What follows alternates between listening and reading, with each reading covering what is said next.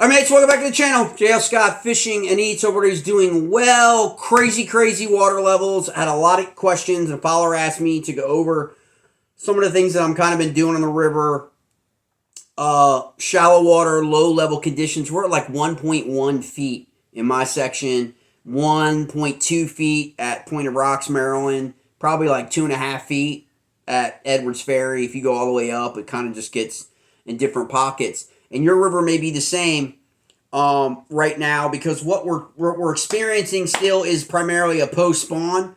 They're kind of in different stages, and if you follow the other video, you'll kind of know the post-spawn behaviors of your smallmouth bass, and they are going to start with recovery. They're going to move from recovery, after that, in terms of after the spawn. It's when people usually call the rut or the tough bite during that spawning transition. They'll move to migration, then they'll begin to feed up, and then aggregation, and then territorial defense. Those are pretty much your stages of the post-spawn cycle to get us to summer. In the upper Potomac and in the Monocacy, you've got fish that are kind of in both the recovery stage and then also the feeding up stage, depending on where you are. So you can tell the difference in timing, because every river system's different in terms of water temperature, water clarity, conditions, all that stuff that contributed to the spawn. I've had a pretty mild year in terms of weather. Have not had nearly enough rain. Certainly have had not even remotely close to the amount of rain that we had last year. We already had 2 high water events by now last year. And so all that's great. The spawning classes should be good. But when you're talking about fishing, you do want to be looking for any deeper areas that you can find. A deeper water could be 2.5 feet to 3 feet right now, right? But any kind of change in there where you can drop your best smallmouth baits into. So I'm going to do a couple videos here specific to this topic, so I can break each individual down instead of doing like a best 5 or top 3. We'll break it down. So the primary thing that I want to talk about right now for you is, during these low-level conditions, if you are not throwing a topwater, okay, this is a primary thing. If you're not throwing a whopper plopper or some kind of topwater, a prop, popper, or something like that, if you're not doing that, which I would recommend that you do that, because that's most of the bites are coming from those right now on the river, okay?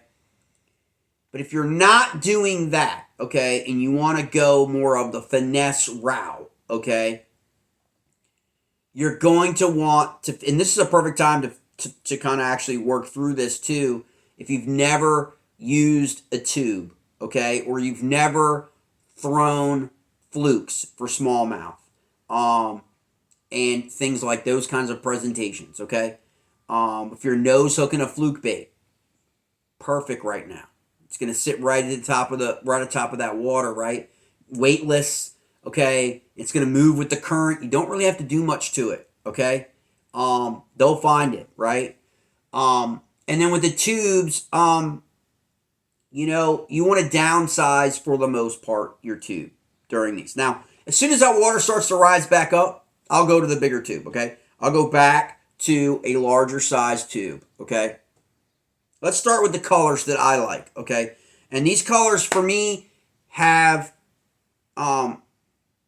caught fish on our major river systems for smallmouth. That would be the upper Potomac, the Monocacy, the Allegheny, and the Susquehanna, okay? So that gives you an idea in terms of the river systems where all these colors work on those river systems, and they may work on your river system too, even if you're outside of my region, or on your lake at times, or reservoir if you're northeastern in New York or places like that. A lot of those Goby-like colors, are going to probably work best for you when you've got that kind of Goby forage, okay? And so keep that in mind. So again, primary colors, okay, for me are obviously anything green. I like a little flake. This has got gold flake, so I like a little bit of flake just to play off of this. Again, low-level water, the sun is coming right down to the river. You can see the sun right on your bottom of your river composition, right? So that is in the water column, and you want it to have something that sun can kind of like come off of, right? So that's why I always like to add flake to any of the poured tubes, or if I'm buying tubes or something like that, I look for differentiating flakes. So I like this color, obviously. It's an old school primary color, okay? I also like the purples, okay? For some reason. That purple, this has got some green flake in it and silver, okay? Highly effective. I don't know why this tends to work in the upper Potomac and the Susquehanna more so than the Monocacy and some of the other ones. It's kind of, again, preference, I guess, right? Then I really have come to like this smoke. Okay, any kind of purple, smoke purple, silver flake, smoke purple, gold flake, any of that kind of stuff's gonna work for you. But this has been a really great bait the last year or so. Okay, it's a different smoky color, gray, but it's got red, purple, silver flake to it. Really great. Okay, and then I always like to take with me this bad boy. Okay, which is like, a copper mustard yellow with 3 flakes in it. Okay, so it's just kind of like a grab bag of flakes. But this color is a really great color. Now remember, when you're talking tubes and you're talking about your fish in terms of the size, right? Primarily, my section is going to be primarily because of what happened with our flooding issues in 2018. We've lost basically 2 spawning classes in the last decade. Okay, not even 8 years. Okay, so we kind of have a gap, right? We kind of have some 16s to 18s, right, in smaller populations, and then we kind of have like a between 14 and 16. There tends to be like a drop off, and then we have a lot of 8 to 12s, 8 to 13s. All that has to do with your spawning classes, okay?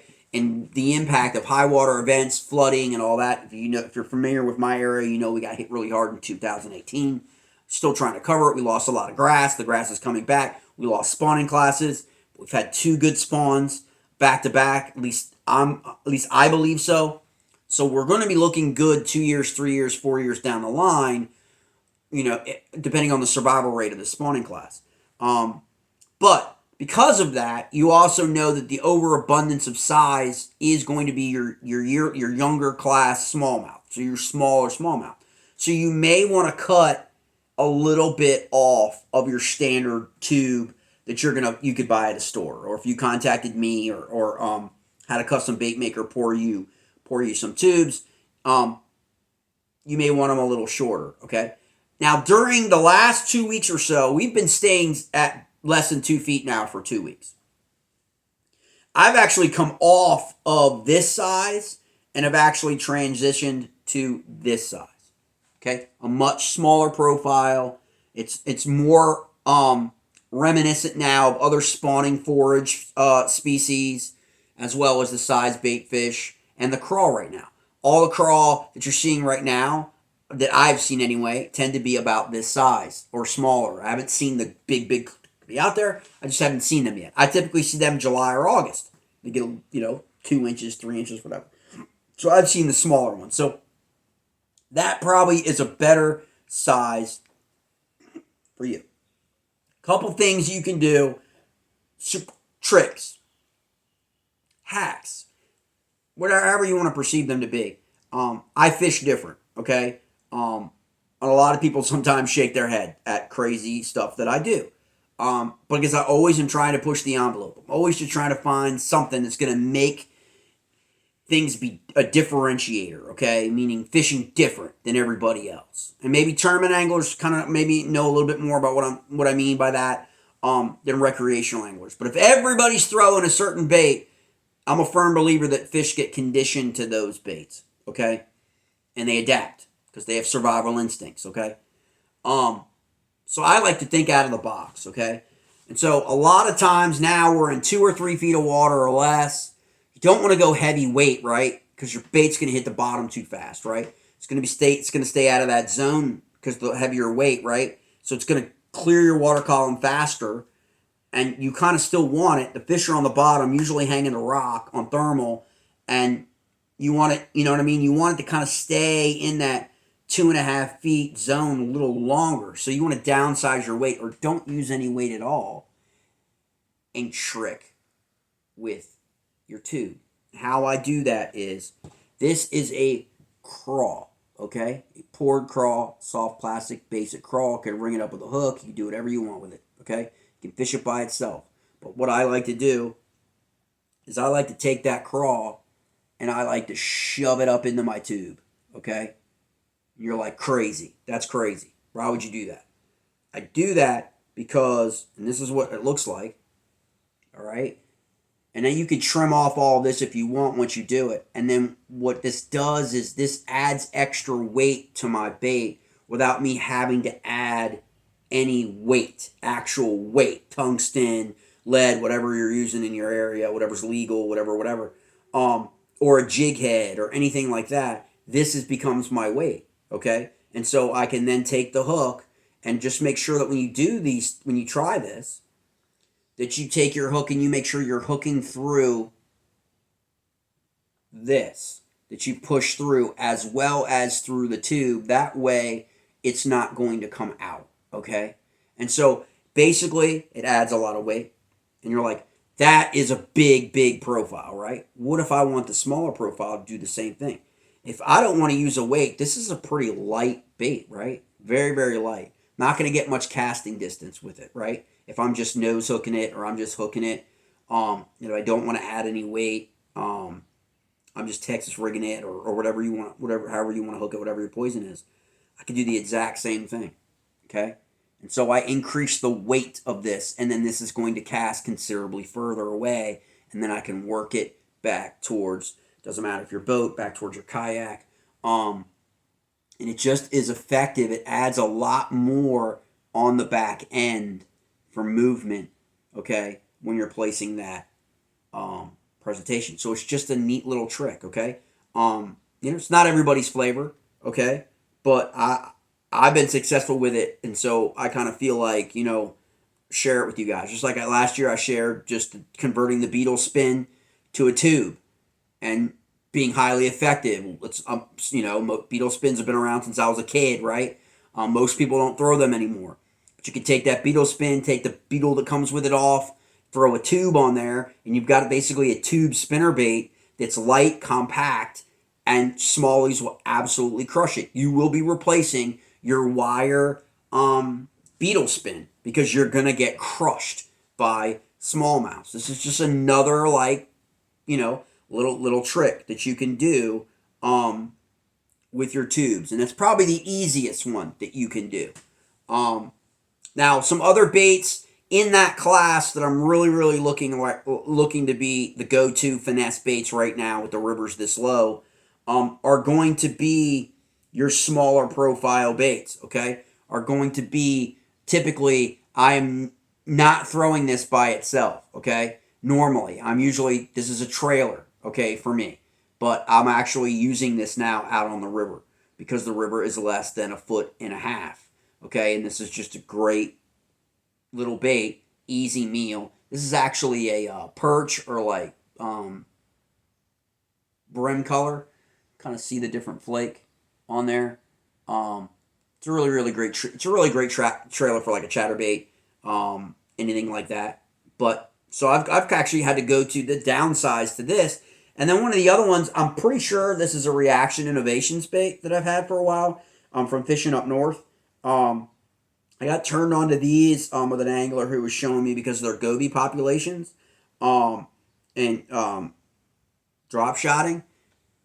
And this has been really rough. I only have a few of these left. I'm not really sure what the coloration was at this because I don't think it's called goby, and I don't think it's Houdini. But this is I got about maybe like a half a dozen of these left, and I had like 30, because they just crush them. And look at that action on the back. You kind of just see that subtle, easy meal, small, just crush these. Okay, and you could put this on however you want to present it. Weighted or weightless, drop shot. I predominantly use it as a drop shot. But you wouldn't necessarily need a drop shot in 1.5 foot of water, right? So you want to figure out other ways to utilize these effective baits with smaller profiles. I'll do in another video a hair jig and Ned rig, like to just do that. But really, right now, because the water's so low, those aren't nearly as effective as these baits are right now. At least in my river. Okay, they're Ned rigs and hair jigs are my go-tos when that water is 3-4 feet deep. Okay, but right now, you also want to look at like different color variations. Okay, it's a phenomenal cranberry, silver flake. A lot of people, will tell you that I think both largemouth and smallmouth during the post spawn crush those pink robo worms, pink flukes, pink and white tend to be like for the flukes and for stuff like that. And this is just like kind of variation of that like pinky color. So just really really great. It generates a lot of curiosity in the smallmouths, and they will hit that. So those are just like some easy things that you can like consider right now along with your tubes for river fishing.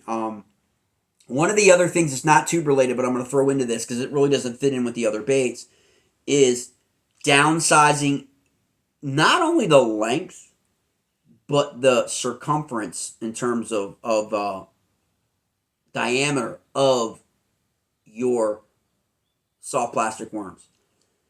Here's one you're not going to find on store shelves that often, okay? In big, you just don't. But some custom guys got them. And if you have these molds or no one who has any of these custom molds, these straight tail worms that are really, really thin are just unbelievable with conditions that are like this. And this is what it actually looks like. How thin or how small that diameter is compared to like say a Senko, big thick Senko from Yamamoto or something like that. The smallmouth bass will absolutely annihilate this. Okay, it's just like an infant or a juvenile worm, easy eating this from like coming out of the spring into the summer, easy. Or after a rain, where a lot of times some things come in into your water systems, with the mud and stuff. It takes some of the worms off the bank and flushes them into the river system. Look at that thing. That thing, a lot of people be like, Woody, that's craziness. But sometimes crazy works. Effective when your river is at such low levels, okay? And you need to downsize everything. Downsize your crankbaits, right? We've talked about that before. Downsize crankbait. Crawls are coming out, very, very small. I had a mate the other day crush them on one even smaller than this. It was like an inch. Originally, it was like a help me out, a locust like top bait that he had custom repainted in a crawl pattern. So it was smaller than this, but still had that crankbait action to it, and he's absolutely crushing it. So these are the things that you can do to kind of change up when your water's really low, right? And you're struggling. It's already kind of a tighter bite during certain periods of those stages during post spawn, right? During the crubbery stages of post spawn, that is a tough bite, okay, in the post spawn period. And then they go through their migration, and they go through their feeding up, and then when they're feeding up, it's just like early spring. They're feeding, okay, and then they'll pull back, and then they'll start to territorize where they're going to spend their summers, okay, and then they'll be a little bit stingier, but smallmouth are always going to be very, very, very opportunistic in how they attack forage, okay? And you just have to kind of like accept that. One of the other things that you can do, again, from a soft, like finesse presentation, is downsize everything. If you're going to be throwing things with trailers, if you're going to be, you want to compact your profile as much as you can, okay? Because the water's pretty clear, and they have a lot more line of sight happening right now because the water is low and the water is clear. One of the things I've done is I'm not taking anything any bigger than this out on the river right now. Okay, if I'm going to throw a paddle tail, like a line through, if I don't know if I have one done up, but you know what? If I just want to throw a small paddle tail, presentation, I'm not going any bigger than this. And I certainly wouldn't go any bigger than this if you're going to actually put it as a trailer right now. But your river could be different. It depends. Every river is different. And the fish in every river are different and how they react. I know for us in our region, tubes are effective all the time. They just are. Doesn't really matter. Susquehanna doesn't really matter.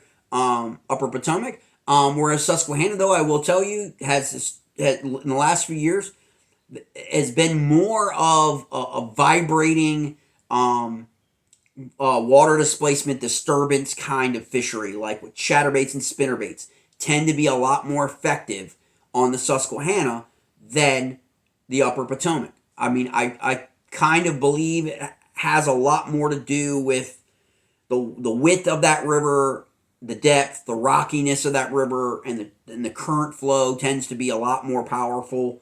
Things like that, I think, that influence the behaviors of the fish that result from that. But that does not mean you certainly can catch with a chatterbait and a spinnerbait, obviously in the Upper Potomac. And they're highly effective, but it's just not for me and people I talk to that fish both rivers a lot, not nearly as effective as on the Susquehanna. So it's just something to kind of figure that out for yourself, check that out once you fish those fisheries, and make sure that you've got kind of equal balance between your power and your finesse, especially going into the summer. If our water levels are going to stay this way, it doesn't look like we're going to get a little bit more rain, but we're not going to get enough to change the needle much. We're probably still going to be around a foot to a foot and a half in the Piedmont section, which runs from Little Falls all the way up to, like, in my opinion, Point of Rocks. Some people would say lower than that. Some people would say Seneca Landing. I kind of say a little bit towards Brunswick and all that, but to each his own. Piedmont certainly doesn't run up to Harper's Ferry. Let's put it that way, or Shepherdstown and all that. And so when you're dealing with that, and you can see that on the horizon with what the weather's going to be like, they're not going to get any real substantial changes with rising water in the river until we start to get some events. And then when we get those events, that's when we will change from our finesse tube, weightless presentations, finesse presentations, and then begin to go towards the Ned rig, the hair jig, spinner baits, prop baits. For me, prop bait will work. Spy bait or prop bait could actually work right now. I mean, anything that's like right at the top of that water level, because you're going to get reaction strikes from those because the bass are sitting literally a foot below. Okay, so it's you get it in there and get it moving, you're gonna get struck if they're there. They're not gonna sit there and look at it for very long. If you're not getting bit with those in those areas, I don't believe the fish are there for you. They're not there. You can also use the tube effectively as a search bait, believe it or not, for smallmouth. Once you get bit on the tube, you find them in an area, you then can switch off to your other baits that you want to target primarily bigger fish in that area. Okay? If you're throwing this tube, in there, and you're getting bit by 3, 4, 5, all in that 12, 13-inch range, you may want to either upsize your tube or may switch to a bait altogether to target one or two or however many bigger fish there may be in that area, is what I'm saying. And so the tube in that respects becomes a quasi-search bait for you. It can be highly effective that way. But those are the colors I prefer. Again, any kind of green pumpkin, any kind of dark goby-centric color, then the purple, okay? Then the smoke purple, okay? And then we're rolling with the mustard or yellow or, I think they're kind of go by different color variations. But those are your basic colors. And the only colors you really need. You don't really need to go away from, at least my experience, these 4 colors, okay? You certainly can try something else. And then obviously with your flukes, again, natural forage colors, like I said before, or, a white, a pink, a cranberry covers that red spectrum. And then you should be good to go. So that is this first installment for the tubes and kind of soft plastics. The next one video we're going to do, we'll do some hair jigs and some Ned rigs with different plastic, soft plastic, custom Ned rigs, okay? Pores of different colors, which are very much the same colors as your tubes, okay? Because that's the color that they tend to prefer in these river systems. So you don't have to get too crazy when you're out buying worms, if you're going to cut worms down, or if you're going to buy a brand that's specifically, a TRD or something like that. You don't have to go crazy with the colors, right? You can stay really consistent, in your box of your tube colors and your Ned colors, and those things.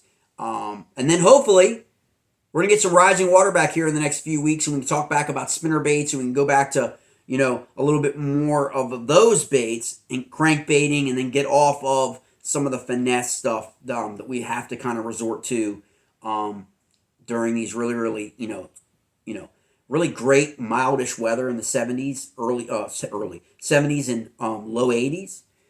We just got this low water we got to deal with.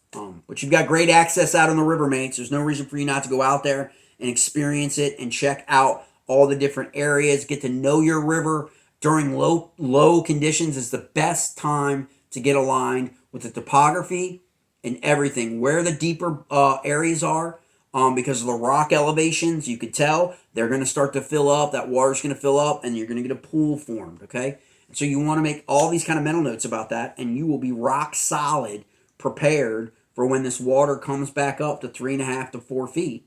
You're going to know where the deeper pools are. You're going to know where the structure is that was above water now, but then it's going to be below water in a few weeks. That's it, mates. I appreciate you taking. Please like and subscribe to the channel. Again, you can reach out to me, message me at JL Scott Fishing and Eats. And I will do my best to answer any question you may have, or anything about baits, any custom bait makers information you need, anything you're interested in, any fishing reports or fish tips that you would like from those rivers that we discuss and that I pretty much cover on the channel.